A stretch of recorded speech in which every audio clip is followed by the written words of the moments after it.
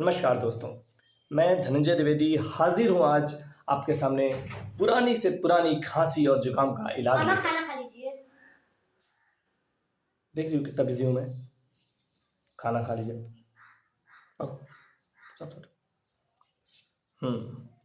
तो पुरानी से पुरानी खांसी का इलाज।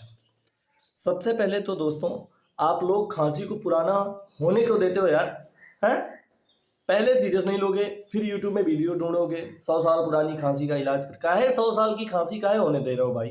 हाँ, हो रही है उसको तुरंत उसका इलाज करो। सीरियस लो खांसी को, छोड़ो। अब हो गई है पुरानी तो अब उसका इलाज करो।